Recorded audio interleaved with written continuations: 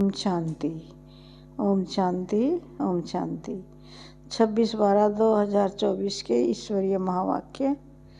मीठे बच्चे, तुम अभी पढ़ाई पढ़ रहे हो। यह पढ़ाई है पतित से पावन बनने की।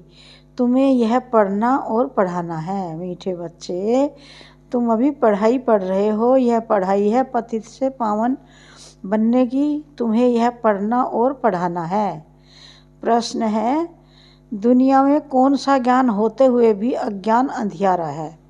बाबा का उत्तर है, माया का ज्ञान, जिससे विनाश होता है। मून तक जाते हैं। यह ज्ञान बहुत है, लेकिन नई दुनिया और पुरानी दुनिया का ज्ञान किसी के पास नहीं है। सब अज्ञान अंधियारे में है।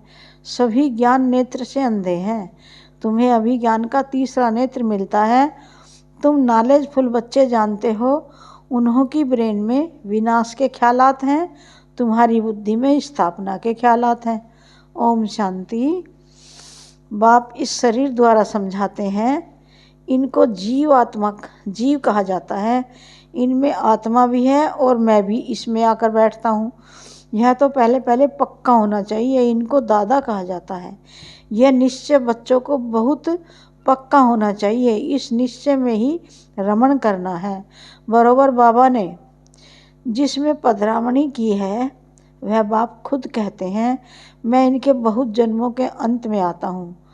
बच्चों को समझाया गया है। यह है सर्वशास्त्र शिरोमणि गीता का ज्ञान। श्रीमत अर्थात श्रेष्ठ मत, श्रेष्ठ मत है एक भगवान की, जिसकी ही श्रेष्ठ मत से तुम देवता बनते हो। बाप खुद कहते हैं, मैं आता ही तब हूँ जब तुम भ्रष्ट मत पर पतित बन जाते हो। मनुष्य से देवता बनने का अर्थ भी समझना है। विकारी मनुष्य से निर्विकारी देवता बनाने बाप आते हैं। सतयुग में मनुष्य ही रहते हैं, परंतु दैवी गुण वाले। अभी कलयुग में हैं सभी आसुरी गुण वाले। सारी मनुष्य सृष्टि, परंतु यह है ईश्वरीय बुद्धि और वह है आसुरी बुद्धि। यहाँ है ज्ञान, वहाँ है भक्ति। ज्ञान और भक्ति अलग अलग हैं। भक्ति से पुस्तक कितने ढेर के ढेर हैं। ज्ञान का पुस्तक एक है। एक ज्ञान सागर की पुस्तक एक ही होना चाहिए। जो भी धर्म स्थापन करते हैं, उनका पुस्तक भी एक ही होता है, जिसको रिलीजियस बुक कहा जाता है। पहली रिलीजियस बुक है गीता। पहला आदि सनातन देवी देवता धर्म है, न कि हिंदू धर्म। मनुष्य समझते हैं गीता से हिंदू धर्म स्थापन हुआ। गीता का ज्ञान श्री कृष्ण ने दिया। कब दिया? परंपरा से। कोई शास्त्र में शिव भगवान वास तो है नहीं। तुम अभी समझते हो, इस गीता ज्ञान द्वारा ही मनुष्य से देवता बने हैं, जो बाप अभी हमें दे रहे हैं। इसको ही भारत का प्राचीन राजयोग कहा जाता है। जिस गीता में ही काम महाशत्रु लिखा हुआ है, इस शत्रु ने ही तुम्हें हार खिलाई है। बाप इस पर ही जीत पहनाकर जगत जीत विश्व का मालिक बनाते हैं। बेहद का बाप बैठ इन द्वारा तुमको पढ़ाते हैं। वह है सभी आत्माओं का बाप। यह फिर है सभी मनुष्य आत्माओं का बेहद का बाप। नाम ही है प्रजापिता ब्रह्मा।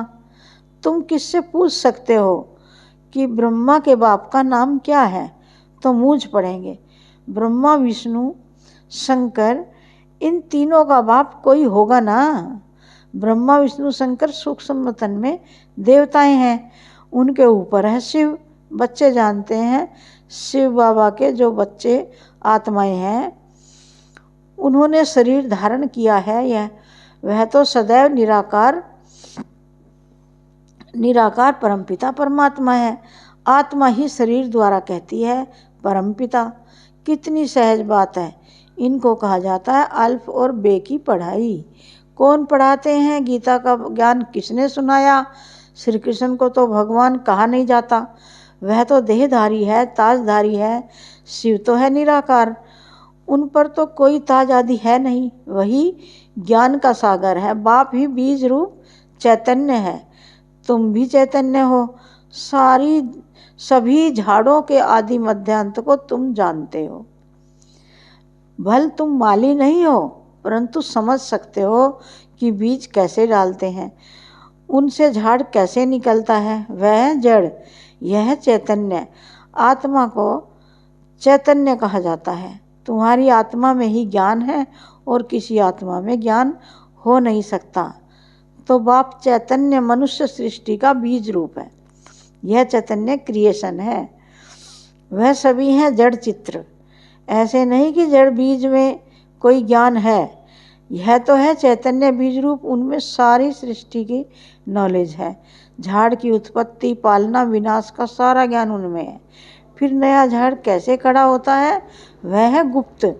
तुमको ज्ञान भी गुप्त मिलता है, बाप भी गुप्त आए हैं। तुम जानते हो यह कलम लग रहा है, अभी तो सभी पतित बन गए हैं। अच्छा, बीज से पहला पहला पत्ता निकलता, वह कौन था? सतयुग का पहला पत्ता तो श्री कृष्ण को ही कहेंगे, लक्ष्मी नारायण को नहीं कहेंगे। नया पत्ता छोटा होता है, पीछे बड़ा होता है। तो इस बीज की कितनी महिमा है। यह तो चैतन्य है ना। भल दूसरे भी निकलते हैं, धीरे धीरे उन्हों की महिमा कम होती जाती है। अभी तुम देवता बनते हो तो मूल बात है हमको दैवी गुण धारण करने हैं, इन जैसा बनना है। चित्र भी है, यह चित्र न होते तो बुद्धि में ज्ञान कैसे आता। यह चित्र बहुत काम में आते हैं। भक्ति मार्ग में इन चित्रों की पूजा होती है और ज्ञान मार्ग में तुमको इन्हों से ज्ञान मिलता है। तो इन जैसा बनना है, तो श्री लक्ष्मी नारायण जैसा। भक्ति मार्ग में ऐसा नहीं समझेंगे कि हमको ऐसा बनना है। भक्ति मार्ग में मंदिर आदि कितने बनवाते हैं, सबसे जास्ती मंदिर किसके होंगे? जरूर शिव बाबा के ही होंगे। फिर उनके बाद क्रिएशन के होंगे। पहले क्रिएशन, यह लक्ष्मी नारायण है, तो शिव के बाद इनकी पूजा जास्ती होगी। माताएं जो ज्ञान देती हैं उनकी पूजा नहीं, वह तो पढ़ती हैं। तुम्हारी पूजा अभी नहीं होती क्योंकि तुम अभी पढ़ रहे हो। जब तुम पढ़कर अनपढ़ बनेंगे फिर पूजा होगी द्वापर से। अभी तुम देवी देवता बनते हो, सतयुग में बाप थोड़ी पढ़ाने जाएगा, वहाँ ऐसी पढ़ाई थोड़ी होगी। यह पढ़ाई पतितों को पावन बनाने की है। तुम जानते हो हमको जो ऐसा बनाते हैं उनकी पूजा होगी, फिर हमारी भी पूजा नंबरवार होगी। फिर गिरते गिरते 5 तत्वों से भी तत्वों की भी पूजा करने लग पड़ते हैं। 5 तत्वों की पूजा माना पतित शरीर की पूजा। यह बुद्धि में ज्ञान है कि इन लक्ष्मी नारायण का सारे विश्व पर राज्य था। इन देवी देवताओं ने राज्य कैसे और कब पाया, यह किसको पता नहीं है। लाखों वर्ष कह देते हैं, लाखों वर्ष की तो बात किसकी बुद्धि में बैठ ना सके, इसलिए कह देते यह परंपरा से चला आता है। अभी तुम जानते हो देवी देवता धर्म वाले और धर्मों में कन्वर्ट हो गए हैं। जो भारत में है वह अपने को हिंदू कह देते हैं, क्योंकि पतित होने कारण देवी देवता कहना शोभता नहीं।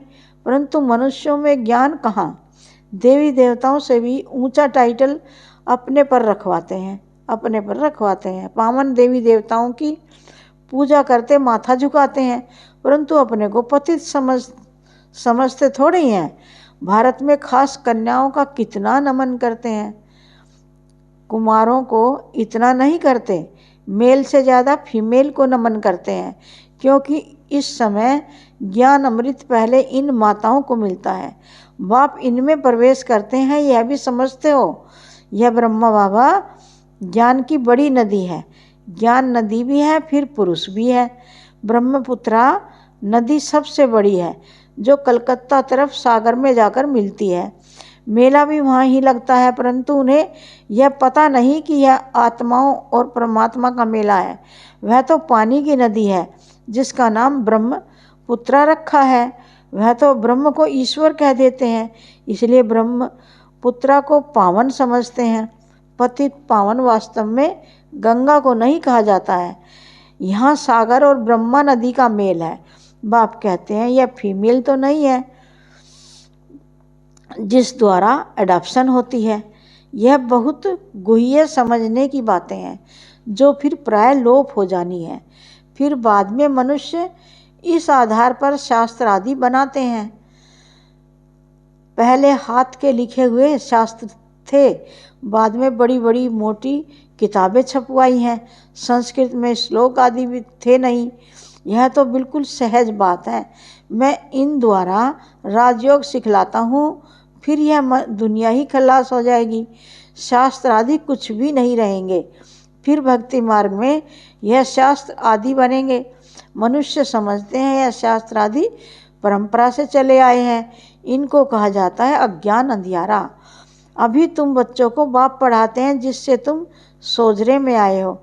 सतयुग में है ही पवित्र प्रवृत्ति मार्ग, कलयुग में सभी अपवित्र प्रवृत्ति वाले हैं। यह भी ड्रामा है। बाद में है निर्वृत्ति मार्ग जिसको संन्यास धर्म कहते हैं। जंगल में जाकर रहते हैं, वह है हद का संन्यास। रहते तो इस पुरानी दुनिया में है, अभी तुम जाते हो नई दुनिया में। तुम्हें तो बाप से ज्ञान का तीसरा नेत्र मिला है, तो तुम कितने नॉलेजफुल बनते हो। इससे जास्ती नॉलेज होती ही नहीं। वह तो है माया की नॉलेज जिससे विनाश होता है। वो लोग मून चांद आदि पर जाकर खोज करते हैं। तुम्हारे लिए कोई नई बात नहीं। यह सभी माया का पाप है। बहुत शो करते हैं, अति डीपनेस में जाते हैं कि कुछ कमाल करके दिखाएं। बहुत कमाल करने से फिर नुकसान हो जाता है। इन्हों के ब्रेन में विनाश के ही ख्यालात आते हैं। क्या क्या बनाते रहते हैं। बनाने वाले जानते हैं इससे ही विनाश होगा। ट्रायल भी करते रहते हैं। कहते भी हैं 2 बिल्ले लड़े, माखन तीसरा खा गया। कहानी तो छोटी है परंतु खेल कितना बड़ा है। नाम इन्हों का ही बाला है। इन द्वारा ही विनाश की नूंद है। कोई तो निमित्त बनता है ना। क्रिश्चियन लोग समझते हैं पैराडाइज था, पर हम नहीं थे। इस्लामी बौद्धि भी नहीं थे। फिर भी क्रिश्चियन लोगों की समझ अच्छी है। भारतवासी कहते हैं देवी देवता धर्म लाखों वर्ष पहले था, तो बुद्धू ठहरे ना। बाप कहते हैं भारत में ही आते हैं जो महान बेसमझ है। उन्हें ही महान समझदार बनाते हैं, परंतु फिर भी याद रहे तब। बाबा तुम बच्चों को कितना सहज करके समझाते हैं। मुझे याद करो तो तुम सोने का बर्तन बन जाएंगे, तो धारणा भी अच्छी होगी। याद की यात्रा से ही पाप कटेंगे। मुरली नहीं सुनते तो ज्ञान रफू चक्कर हो जाता है। बाप तो रहमदिल होने के नाते उठने की ही युक्ति बतलाते हैं। अंत तक भी सिखलाते ही रहेंगे। अच्छा आज भोग है, भोग लगाकर जल्दी वापस आ जाना है। बाकी बैकुंठ में जाकर देवी देवताओं आदि का साक्षात करना, यह सब फालतू है। इसमें बहुत महीन बुद्धि चाहिए। बाप इस रथ द्वारा कहते हैं, ब्रह्मा बाबा द्वारा, कि मुझे याद करो, मैं ही पतित पावन तुम्हारा बाप हूँ। तुम ही से खाऊं, तुम ही से बैठूं, यहाँ के लिए है, ऊपर में कैसे होगा। अच्छा मीठे मीठे सीखी लदे बच्चों प्रति माता पिता बाप दादा का याद प्यार और गुड मॉर्निंग। रूहानी बाप की रूहानी बच्चों को नमस्ते। हम रूहानी बच्चों की रूहानी बाप दादा को याद प्यार गुड मॉर्निंग और नमस्ते नमस्ते। धारणा के लिए मुख्य सार। पहली पॉइंट है, इस दादा में प्रवेश हो। हमें मनुष्य से देवता अर्थात विकारी से निर्विकारी बनाने के लिए गीता का ज्ञान सुना रहे हैं। इसी निश्चय से रमण करना है। श्रीमत पर चलकर श्रेष्ठ गुणवान बनना है। सेकंड पॉइंट है, याद की यात्रा से बुद्धि को सोने का बर्तन बनाना है। ज्ञान बुद्धि में सदा बना रहे, उसके लिए मुरली जरूर पढ़नी और व सुननी है। प्यारे बाबा का वरदान है, अपने पोजीशन की स्मृति द्वारा माया पर विजय प्राप्त करने वाले निरंतर योगी भव। अपने पोजीशन की स्मृति द्वारा माया पर विजय प्राप्त करने वाले निरंतर योगी भव। सार है, जैसे स्थूल पोजीशन वाले अपनी पोजीशन को कभी भूलते नहीं। ऐसे आपका पोजीशन है मास्टर सर्वशक्तिमान। इसे सदा स्मृति में रखो और रोज अमृत वेले इस स्मृति को इमर्ज करो तो निरंतर योगी बन जाएंगे और सारा दिन उसका सहयोग मिलता रहेगा। फिर मास्टर सर्वशक्तिमान के आगे माया आ नहीं सकती। जब आप अपनी स्मृति की ऊंची स्टेज पर रहेंगे तो माया चींटी को जीतना सहज हो जाएगा। प्यारे बाबा का स्लोगन है, आत्मा रूपी पुरुष को श्रेष्ठ बनाने वाले ही सच्चे पुरुषार्थी हैं। आत्मा रूपी पुरुष को श्रेष्ठ बनाने वाले ही सच्चे पुरुषार्थी हैं। ओम शांति, ओम शांति।